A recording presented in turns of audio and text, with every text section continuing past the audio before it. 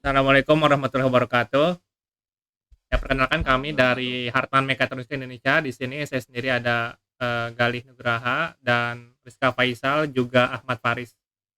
Kami bertiga sebagai manajemen dari Hartman akan melakukan review dari hasil tugas yang telah diberikan oleh rekan-rekan kalian.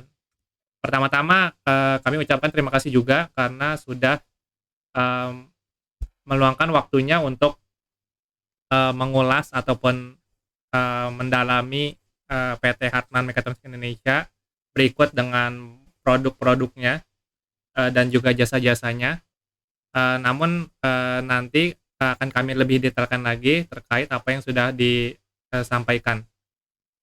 Mungkin pertama dari saya terlebih dahulu untuk hasil dari presentasi yang sudah kami simak tadi, yang ingin saya apresiasi dulu pertama mungkin terkait uh, observasi Hartman Mechatronics secara menyeluruh sudah cukup tergambarkan apa yang dijelaskan tadi. Namun memang hanya saja beberapa informasi memang kurang akurat karena informasi-informasi tersebut mungkin hanya didapatkan dari website kami saja, tapi tidak secara spesifik bertanya langsung kepada kami sebagai manajemen. Yang kedua mungkin dari saya terkait produknya yang dibahas adalah self health check kiosk dan Briken atau Smart Can. Nah, kedua produk tersebut memang itu adalah uh, dua produk dari beberapa produk kami lainnya yang kami ajukan untuk dijadikan bahan dalam presentasi ini. Namun setelah kami cermati dari presentasi yang tadi sudah disampaikan, beberapa informasi memang tidak akurat begitu ya, dan bahkan ambigu. Contohnya di slide terkait STP, produk Briken kami disandingkan dengan Ican ITB. Padahal sebenarnya Ican ITB itu adalah cikal bakal dari Briken. Jadi awalnya memang ada Icon ITB terlebih dahulu yang lahir, namun setelah itu pihak Camci Doha Foundation menghubungi kami agar dapat uh, mendesain dan apa ya namanya merekonstruksi ulang Icon ini supaya siap jual. Karena kalau Icon ITB itu sendiri memang lebih kepada prototipe yang dibikin oleh mahasiswa, sedangkan Briken sendiri lebih ke industrial yang sudah siap jual dan siap pakai oleh customer secara publik gitu.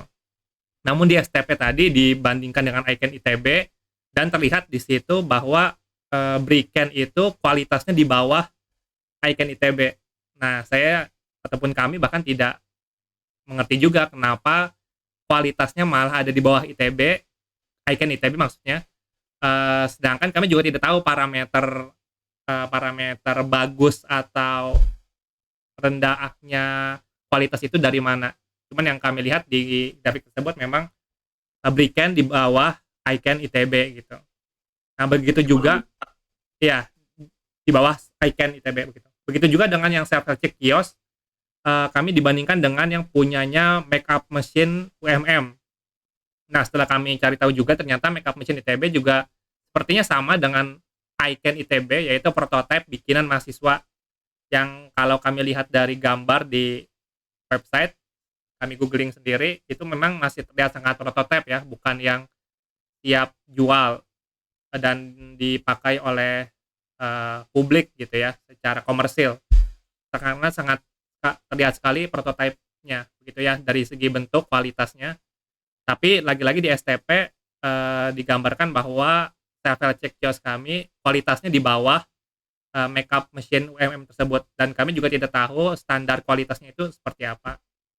Nah, yang satu lagi selain di STP, hampir di slide yang terakhir itu ada comparison dengan kompetitor. Nah, tapi di kompetitor ini memang berbeda lagi dengan yang sebelumnya. Kalau yang sebelumnya Briken itu tadi disandingkan dengan Icon ITB, di slide yang kompetitor ini Briken disandingkan dengan pihak lain ataupun produk lain, Kartini kalau nggak salah namanya ya. Ini. Ya, dan Self Check Kiosk disandingkan dengan satu produk saya lupa namanya. Cuman ya itu memang tidak terlihat juga gambarnya seperti apa, lalu parameternya tidak dibandingkan secara head to head gitu ya.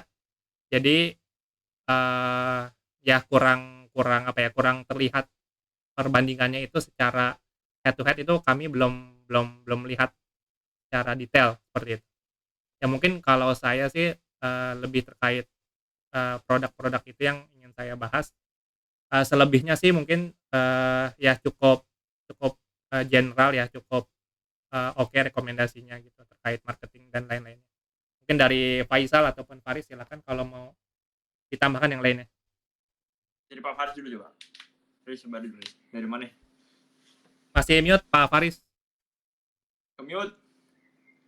Dari presentasinya dilihat satu ya memang solusi-solusi yang diberikan memang menurut kami terlalu generik ya. Dan itu bisa apply ke perusahaan mana aja yang memang bukan Hartman Mechatronics ya, karena ya balik lagi pada fakta bahwa data yang diambil atau data yang diolah itu sepertinya memang bukan data primer, melainkan data sekunder. Nah, jadi sehingga hasil analisisnya ataupun suggestion-nya memang walaupun saya bilang itu cukup ya, tapi kurang detail sehingga jadi kurang masuk ke dalam sebenarnya rumusan masalahnya apa dan jawabannya jadi kurang relevan ya. Ya mungkin itu tambahannya sedikit dari saya, tadi sudah dijelaskan dan lain-lainnya oleh Pak Gali ya. Terima kasih. Oke, dari Faisal. Ya udah, jadi udah dijelasin ya tadi teman-teman. Jadi semuanya udah di pemaparan dari Mas Gali sama Mas Faris juga udah. Sebenarnya tuh kalau dari aku sendiri sih lebih ke arah metode yang digunakan, sama kembali lagi ke tujuannya. Ini laporannya dibuat buat apa gitu. Kalau misalnya ini tadi dibuat untuk memenuhi tugas kampus, ini udah cukup sih. Maksudnya ya udahlah. Harusnya kalian paling nggak bisa dapat nilai A, B atau B lah paling nggak.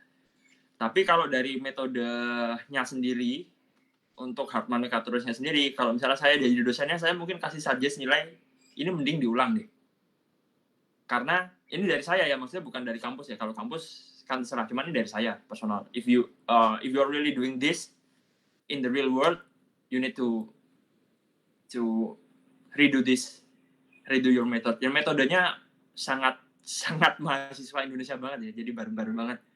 Informasinya saya nggak tahu dapatnya dari mana. Terus kita nggak tahu sebenarnya dari kalian tuh apakah benar-benar ingin tahu atau hanya ingin menyelesaikan tugas. Kalau dari saya lihat sih benar-benar cuma ingin menyelesaikan tugas saja, dan kita nggak berkeberatan juga dengan itu. Cuman maybe next time you do things in real world, coba lakuin dengan benar sih. Sarannya yang pertama dari saya itu coba pelajarin produknya dulu dengan benar gitu kan. Terus kemudian tadi kalau saya lihat dari struktur berarti ada dua tim nih, dua orang yang melakukan hal yang berbeda. Pertama ada yang ngelakuin komparasi pasar, yang terus yang sebelumnya tuh ada yang melakukan apa tadi CS what apa namanya STP. STP itu yang ngelakuin STP sama ngelakuin studi pasar kayaknya beda orang, jadi referensinya beda gitu. Nah itu jadi nggak relevan gitu, maksudnya kok bisa begitu gitu. Padahal ini kan satu tugas ya. Mungkin ini kayaknya ada kerjasama yang nggak benar sih di sini. Nggak satu pikiran gitu. Ini bukan satu analisa yang utuh. Ini yang kerjanya beda-beda terus tinggal disatuin gitu. Mix and match kayak bikin pecel tapi pakai bumbu pasta. Bisa sih, cuman ya gitu rasanya aneh. Nggak kesatuan, nggak nyatu gitu. Nah, itu mungkin yang perlu diberi koherensi dari si laporan ini sendiri, itu nggak kurang bagus karena datanya tadi kata Mas Faris bukan data primer, ini semua data sekunder. Nah, terus kesannya diburu-buru. Dan sebenarnya kita open juga sih kalau kalian misalnya mau interview atau apa buat let's say sekedar dengerin cerita dari perusahaan itu gimana, produk ini seperti apa, sebenarnya kita open banget gitu. Cuman kita nggak ngelihat adanya effort itu. Jadi cuman nge-WA dan udah cold WA lah istilahnya, kalian nge-WA aja terus bisa udah. Kita juga nggak tahu progresnya gimana, kalian nggak nge-follow up, nggak nge-telepon, tahu-tahu udah aja keluar hasilnya. Jadi kayak ini apaan gitu, ini kalian ngerjain apa? Terus begitu saya lihat tadi videonya atau laporannya, lah kalau dari saya sih nggak ada benefitnya. Ini semua orang juga tahu gitu. Saya bisa tanya ChatGPT dan ChatGPT bisa ngeluarin hasil yang lebih bagus daripada kalian punya gitu. Sayang aja sih waktunya dan effortnya yang udah dikeluarin. Jadi paling itu aja komentar dari saya sih. Coba kalau emang beneran niat mau dilakuin lagi, pertama tahu dulu sih perusahaannya secara benar, orang-orang yang ngelakuin itu seperti apa. Paling nggak tanya itu yang bikin siapa, desainernya seperti apa, proses desainnya kayak apa, proses manufaktur seperti apa, misalnya kayak gitu. Atau misalnya kesulitannya apa selama marketing atau kendalanya sampai sekarang, kenapa kok produknya belum banyak. Tadi kan kalian sudah lihat sendiri bahwa nggak ada kompetitornya kan. Itu sendiri pertanyaan, kenapa nggak ada kompetitornya. Kalau emang kalian mau analisis pasar, harusnya sampai sedalam itu gitu. Tapi I don't see that. So ya, oke lah. We let it slide. Dan menurut gue sih kalau dari perusahaan Hatman sendiri sih nggak menganggap ini sesuatu yang bisa banyak membantu ya. Tapi at least kalau ini bisa membantu kalian cepat lulus ya, that's at least ini ada gunanya gitu. Paling itu dari gue. Thank you guys. Oke, ya itu paling tanggapan dari kami. Kami cukupkan juga ya seperti itu. Kalau setelah ini ada pertanyaan lagi silakan hubungi kami saja. Kita open kok kalau ada saran ataupun ada pertanyaan. Ya, paling itu aja dari kami. Makasih banyak. Assalamualaikum warahmatullahi wabarakatuh. Waalaikumsalam.